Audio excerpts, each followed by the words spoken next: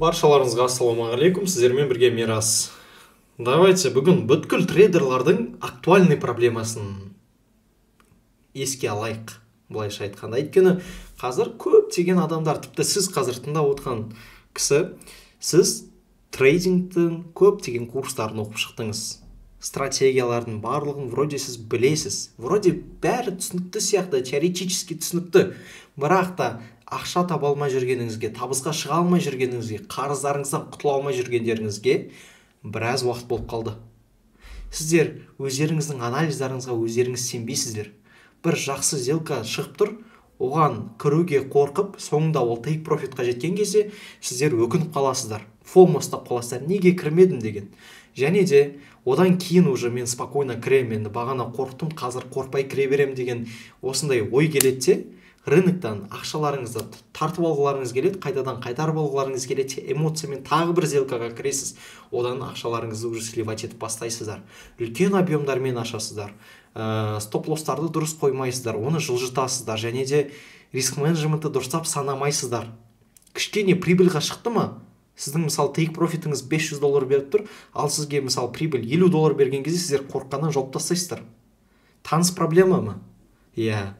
Және де басқа да адамдардың инстаграмда, телеграмда осындай өздерінің успехтарын көрсеткен адамдарға қарап FOMO ұстайсыздар. Неге менде ондай емес? Что я делаю не так? Неге бұның барлығы осындай болып кетті? Және упущенная возможностьтің бір чувствосы келіп тұрады, яғни сіз бір возможностьті упускать етіп алған сияқты болып тұрасыз. Яғни басқа адамдар сіз білмейтін затты бір білетін сияқты болып тұрады. Бірақ та барлықтарымыздың білетініміз негізі бір. Просто әркімнің опыты әртүрлі. Әркімнің ойлау қабілеті әртүрлі, әркімнің сделка ашқан кездегі мышлениесі әртүрлі. Және де ең басты сұрақ, не істеймін? Не істеу керек екенін сіздер әлі білмейсіздер, иә? Сол үшін де мен сіздерге қазір бірақ сетаппен мен қазір сөз сөйлей отырмайын. Мен сіздерге сразу айтайын, сразу көрсетейін. Бірақ сетаппен жасаған статистика мынау. Мынаның барлығы бірақ сетап. Ликвидность шешті, имбаланстан сделкаға кіресін болды. Вот определенный уақытта, мысалы, біздің октябрь айының статистикасы. Яғни, қараймыз, мысалы, 1 октябрь біз әр қашанда 12-ден 1-ге дейін, 7-ден 8-ге дейін, 11-ден 12-ге дейін сделкалар ашамыз. Қазір енді Европа зимний времяға көшіп кеткеннен кейін біз бұның бәріне 1 сағат қосамыз, яғни 1-ден 2-ге дейін, 8-ден 9-ға дейін, 12-ден 1-ге дейін болады. И күн сайын тек қана осы 3 уақыт аралығында кіреміз. Бұның барлығының өзінің специальный сетаптары бар. Қатып қалған бірақ сетап. Яғни бүткіл октябрь айына, бүткіл статистикаға біз бірақ сетап қолдандық. Ал бізде бұндай сетаптардың бірнешеуі бар. Және олардың барлығының отработкалары мықты. Бұл біздің яғни бір средний деген сетаптарымыздың бірі, Iron Bullet деген стратегия. Бұны енді біз өзіміз ойлап таптық. Silver Bulletке сәл ұқсастау. Енді айта кетейін, міне результаттары тұр, барлық статистикасы, яғни кез келген трейдердің өзінің статистикасы болу керек, өзінің дневнигі болу керек. Мысалы, қараңыздар, мысалы алайық, міне. Вот мына жерде дайын тұр, осы жерден кіре салғам.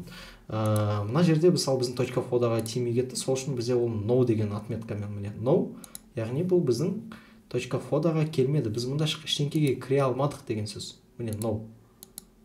Енді мынау да no, яғни кіре алмадық. Ал енді мынаны қарайтын болсақ, мұнда бізде стоп-лосс, яғни біз мұнда long позицияға кіргіміз келген, бірақ та рынок полностью төмен кетіп қалды да, ары қарай бізді стоп-лосспен жылып кетті. Стоп-лосс, ладно, это нормально. Енді мысалы take profitті көреміз, міне стоп-лосс, міне take profitті тұр. Вот take profitті көреміз, яғни бұл жерде 1-3 алдық. Яғни бұл жерде мен разбор тіпті жасап та керек емес деп ойлаймын. Мысалы мына жерде, яғни имбаланстың точка входа, за минимум поставили стоп-лосс, за эти максимум, за этой ликвидностью мы поставили take profit. Болды. Басқа ештеңке жоқ мұнда.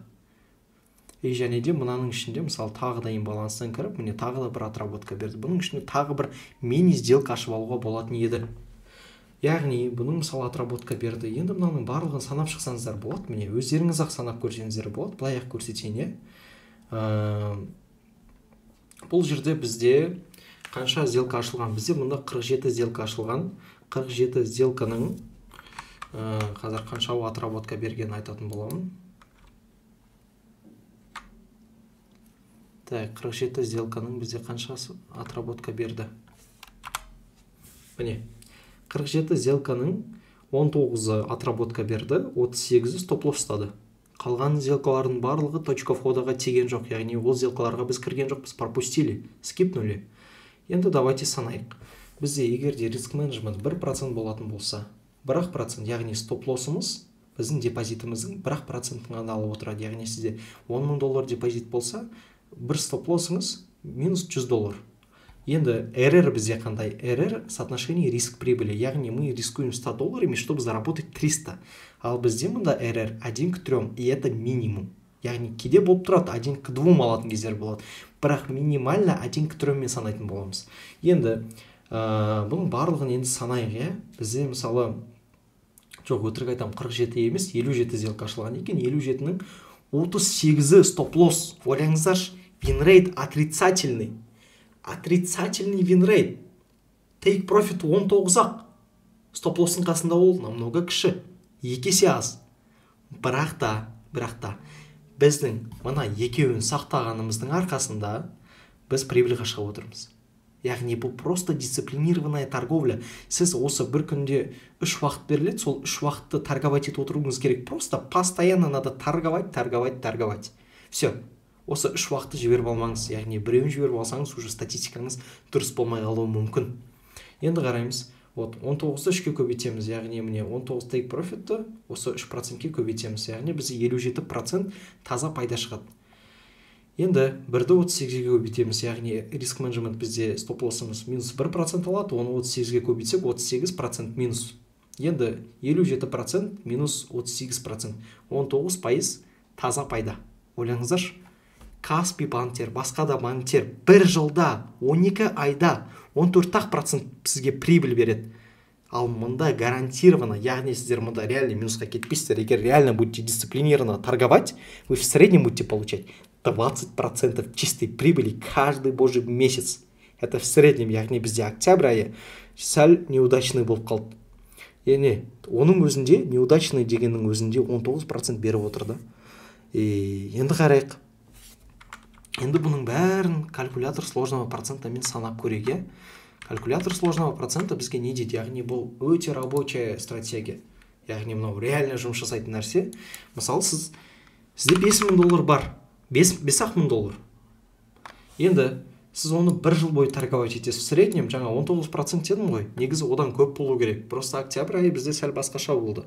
Бірақ соның өзінде сіздер көріп тұрған заттарыңызға енді в среднем плюс-минус 20% бізде доходность бір айда болады. Именно осы бірақ сетаппен. Және де до вложения каждый период біз әр ай сайын ешқандай ақша салмаймыз. Міне біз 1-5 салдық, болды, сол тұра береді. 12 ай бойы 20%-тен түсіп отырады. Енді қарайық, сіздің 5000 долларыңыз 1 жылдың ішінде қанша ақшаға айналады екен? Міне, 5000 доллар 44580 долларға айналды. Бұл аз ақша емес, бұл өте жақсы ақша. Яғни бұл 5000 долларды біз 1 жылда 10 есе өсірдік. 10x берді. 1 жылда дисциплинированная торговля. Әр қашанда осындай результат қалып келеді. Осы арқылы жақсы табысқа шығуға болады. Бірақ та көбісі не істейді? 5000 долларды бүгін салды ма, ертең 6000 қылғысы келеді. Ол өте қате тұжырым. Яғни біз мұнда қарайтын болсақ, міне бірінші айда біздің 5000 долларымыз мысалы в среднем 6000 доллар болды. Екінші айда уже біз 6000 мен бастадық, оған 20% қостық, ол 1200 доллар, яғни 7200 долларға айналды. Мысалы, жарты жылдан кейін біздің 5000 долларымыз уже 15000 доллар болды. 12 айдан кейін қарасақ, уже 44580 доллар. Яғни міне мұнан бәрі менің құр сөздер емес, математически, теоретически біз сіздерге графикпен де барлығын полный доказательствамен көрсетіп отырмыз. Бұның барлығымен сіздер неге шақырғым келіп тұр? Қалай ойлайсыздар? Яғни құрметті действующий трейдерлар, новичоктар, сіздерге мен бірақ нәрсе айтқым келеді. Дисциплинированная торговля керек барлығына. Яғни чувствамен торговать етем, эмоциямен торговать етем дегендеріңіздің барлықтарыңыз трейдингті тастай салыңыздар. Мына дисциплинасыз сіз ешқашан табысқа шықпайсыз. Всегда сізде өзіңізде торговая стратегия болу керек. Және де сол торговая стратегиямен бірге сіз жұмыс жасауыңыз керек. яғни сіз оны всегда оттачивать етіп отыруларыңыз керек, всегда новый нәрселер ойлап табуларыңыз керек, оларды тестировать етіп бэктест етіп көріңіздер. Егер де жақсы отрабатываниеңіз беріп отыр ма, сіздер тұрасыздар да өздеріңіздің инструкцияларыңызға жазасыздар. Яғни әр трейдердің инструкциясы болу керек. Мен мына кезде кіремін, мына кезде кірмеймін, мына уақытта кіремін, мына уақытта кірмеймін деген болды. Және тағы да бір жақсы кеңесім, сделкаға кірмес бұрын мен неге мына сделкаға кіру керек емес, неге мен бұған кірмеу керекпін деген причиналар іздеп табыңыздар. Хоть бір причина тапсаңыздар, онда лучше эту сделку скипнуть. Яғни бұл сделканы өткізе салған дұрысырақ. В целом менің ойым болды, дисциплинированная торговля, дневник трейдера болды. Басқа ешкімге керек емес, достар.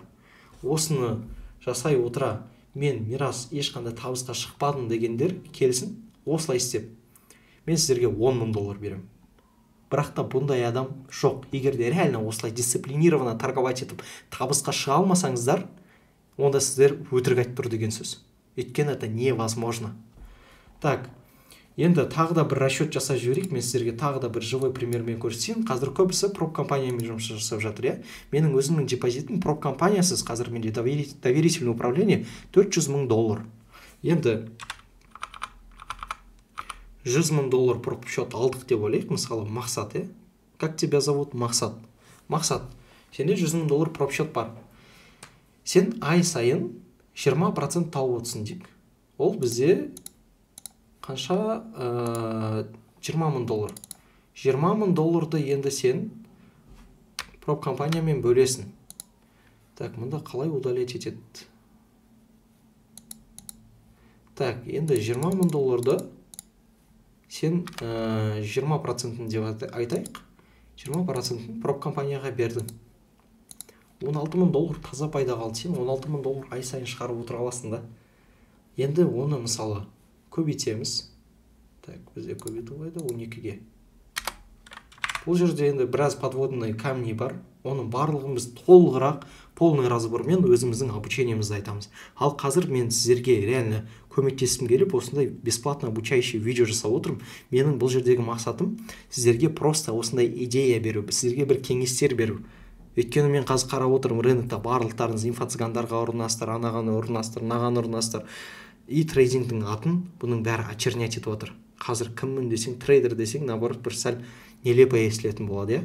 Сол инфо-цыгандардың кесірінен осындай нәрселер болып жатыр. Ал менің қазіргі передавать еткім келетін, мен сіздерге реально көмектескім келіп, осыны түсіріп отырмын. Енді қараңыздар, 16 000 долларды енді 12-ге көбейтсек, енді 16 000 это в среднем. Бір жылда сіз 200 000 доллар жасай аласыз. Яғни 2x. В целом, менің ойымша өте жақсы результат. Енді достар, давайте уже ұзаққа созбай видеомызды аяқтайық. Менің идеямды түсінген шығарсыздар.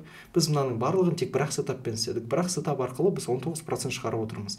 Бізде басқа да сетаптар бар. Олар одан да көп пайда алып келе алады. Бізде тіпті бір стратегия бар. Ол стратегия 100% отработка береді. 100%. Ол ешқашанда стоп-лосс ұстамаған соңғы жарты жылда. Оны да біз Алла қаласа алдағы уақыттарда көрсететін боламыз. Біздің YouTube каналға тіркеліп, лайк басып, комментарий жазсаңыздар болады. Яғни бұның барлығы бізге тағы да осындай видеолар түсіруге шабыт береді. Так, барлықтарыңызға онда үлкен рахмет. Сау болыңыздар.